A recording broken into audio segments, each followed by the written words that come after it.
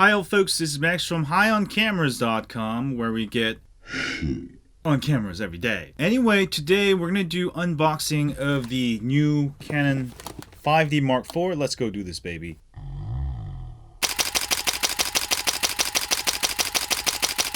Okay guys, let's get right to it. I was going to order this right when it came out, and I actually canceled it because of the crop sensor on it.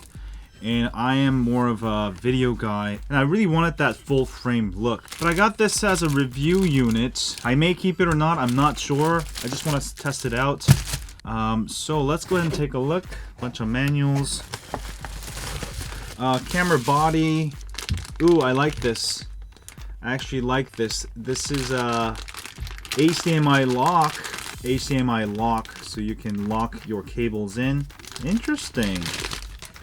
It's actually got a USB 3.0 port, so it must support USB 3.0. I didn't know that. Alright, you got the usual Canon accessories if you want to show off that you have the new Canon 5D Mark IV.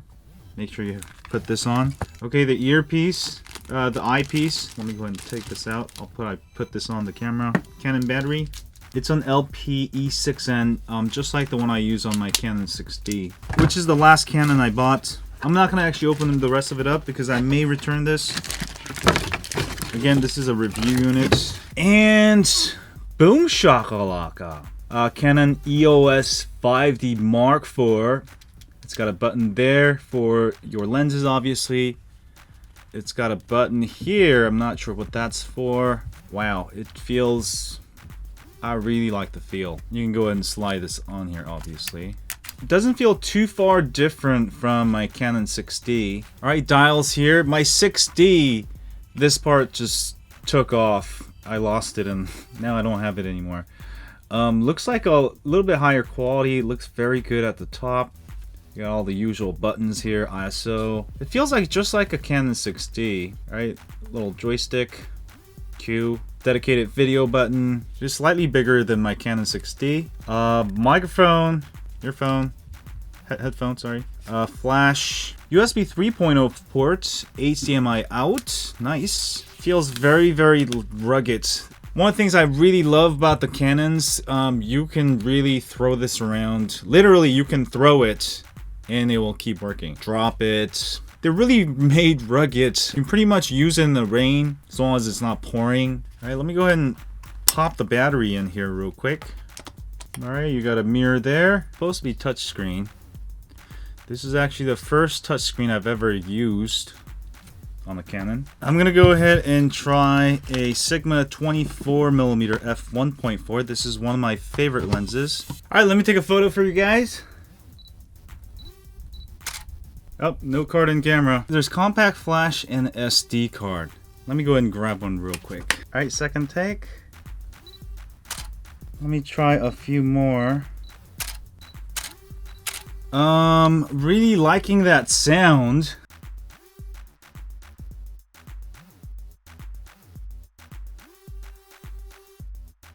Alright, this lens vignettes a little bit.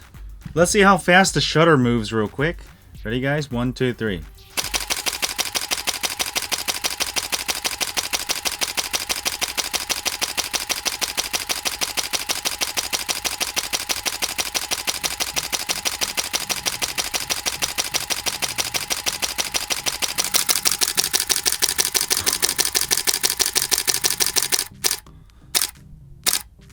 Oh, it stopped moving at a certain point. It goes pretty fast. Now check this out. Now it can do photos using the viewfinder.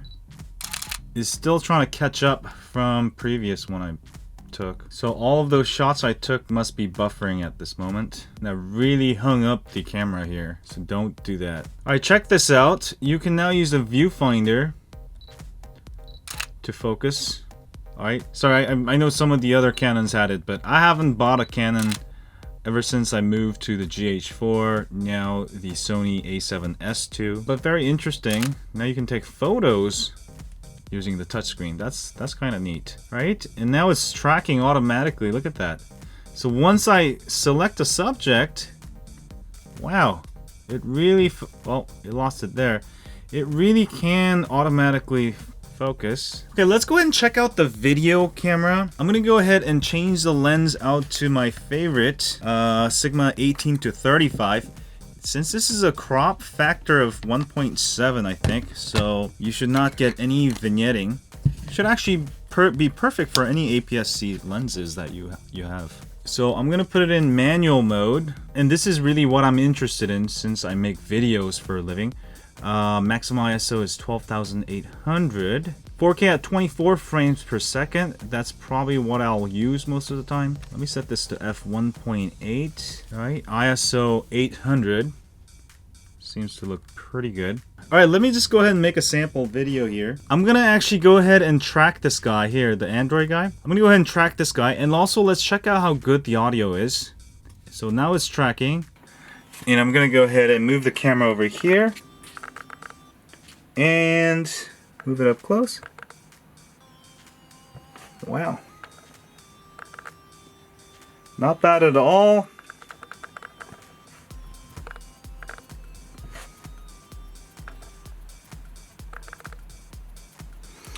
Very minimal focus sound. I have a lot of problems using autofocus with Canon lenses on some like Sony because I'm using an adapter and it's always making a ton of noise. Obviously now that I'm using a Canon body, all that's gone.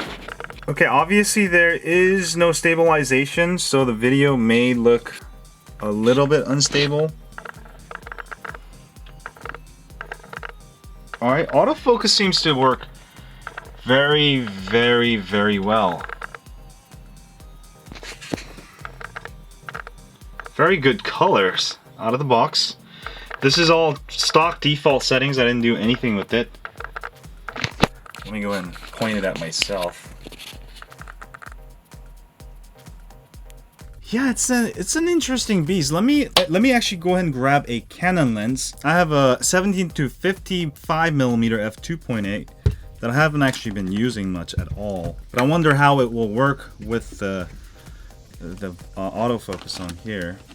All right, let's do another quick video with this, with autofocus mode. I'm not tracking anything. All right, focus on the Android. Focus on these lenses. This is at f2.8.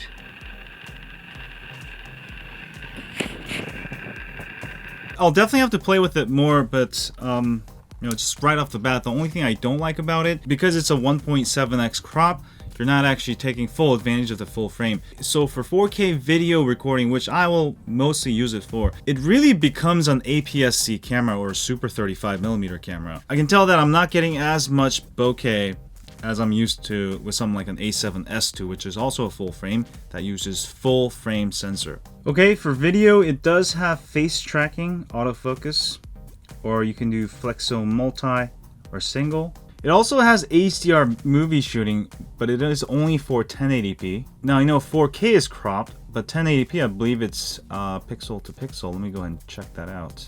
So let's do a quick bokeh test. This is with 1080p. You can see, I believe this is actually in full frame now, without the crop factor. Okay, now I'm in full 4K, 24 frames per second. And you can see how much closer that shot is, right? You're gonna have to simply move back a little bit like this to get the same shot. How is the bokeh compared to the full frame? So I can already tell if you want to shoot videos, 4K videos, 1080p it's gonna shoot in full frame mode. Full frame mode as in no crop. But if you're shooting 4K, it's pretty much a super 35mm mode or APS-C mode. And if you wanted to get that full frame look with extra amount of bokeh, so you can use slower lenses, you're not gonna be able to get that with this camera. It's a full frame camera that shoots in super 35. That is what kept me from actually getting this as a daily driver. But I'm gonna definitely test this out, do some tests alongside with my Sony A7S II, which I use as a daily driver.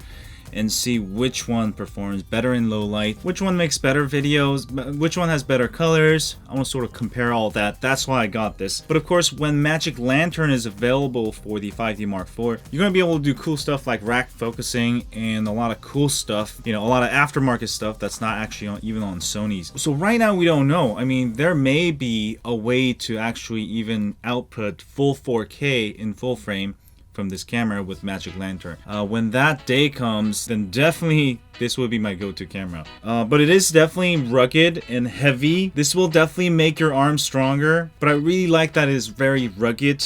I mean, Canons have that really good build, so if you tend to drop your cameras often, you're gonna love this. I mean, compared to like a Sony, I'm so worried about dropping my Sony a7S II. This thing is a tank compared to my Sony a7S II. Anyway guys, I don't want to make this unboxing too long because I actually want to try the camera out and then give you my opinions. I will also have a comparison video between this and the a7S II also. For those of you new to my channel, I'm really focused on the video part of it, not the actual photo part of it. I can take some excellent photos also, but I'm mainly reviewing these cameras for video use. But this should be an excellent still shooter, also one of the best, along with the fact that you can actually do 4K, which is really awesome. I mean, I really love the build. I love Canons. I mean, I started with Canon 7D, so it's very familiar, and I'm kind of glad I got to get the review unit to review this. You know, I want to thank BNH Photo, who actually sent me the review unit. I mean, the build is just flawless. I really like that.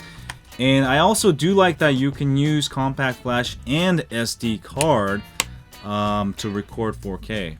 I'm actually just using SD card here. But I bet these video files are super huge. I'm gonna go check it out here in a bit. If you're trying to get this camera to make videos and, you know, you don't mind that it's actually like Super 35, not full frame for 4K, then I would highly recommend it. It's just that I've been shooting on Super 35 APS-C most of my life, and I absolutely want to get that full frame look. So that's why I stuck with the Sony a7S II, which I'll also have a review of it soon. Anyway, I'll see you guys soon.